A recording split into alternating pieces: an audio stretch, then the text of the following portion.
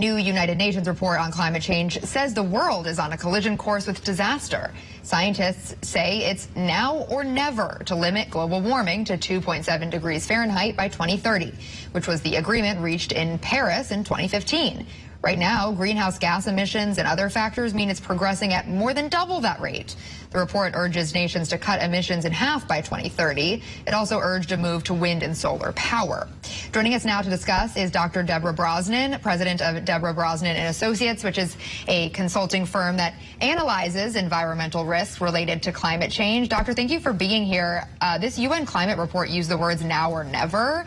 If we want to limit global warming, the report lays it out, but is it now or never? How dire is this? Yes, it is now or never, and it's appropriate that this report comes out in April, which is Earth Month. This is the third of the IPCC reports, and each one has probably been more dire than the one before it.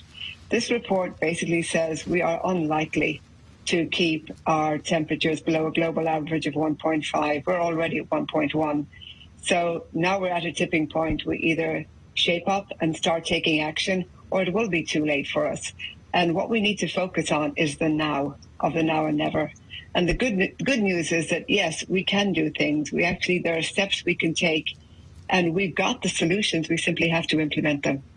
So you think it's realistic that we can turn it around? Yes, I do. There are really four main things that we need to do to turn it around. And interestingly, we're already on track. We're starting to do them. The first is, this being Earth Month, is to look at the source of the solution herself, which is Mother Nature. Natural ecosystems, forests, wetlands, seagrasses sequester carbon. They're already sequestering over a third of the carbon that we release into the atmosphere. Restoring forests, mangroves, wetlands, these can all help us to sequester carbon and reduce greenhouse gas emissions. Plus, they provide jobs, protection against storm surge, and if you've ever been to the Everglades or kayaked in Louisiana or Mississippi, they're absolutely beautiful places to visit too. So we get enormous benefit, and that's probably the first thing we can do. Before this segment, we reported on the record number of tornadoes in March, but the NOAA also says the traditional tornado alley is shifting as well. So here's a map from NOAA. The blue highlighted area is the traditional tornado alley states, which was Texas, Oklahoma, and Kansas. But now it states in red, like Louisiana, Mississippi, and Tennessee. They've been seeing a higher frequency in tornadoes. So how is climate change playing a factor in the region in which we're seeing the tornadoes, and more significant ones at that? Yeah, climate change is a major driver in the shifts that we're seeing, both in where the tornadoes are moving to and also the time of year.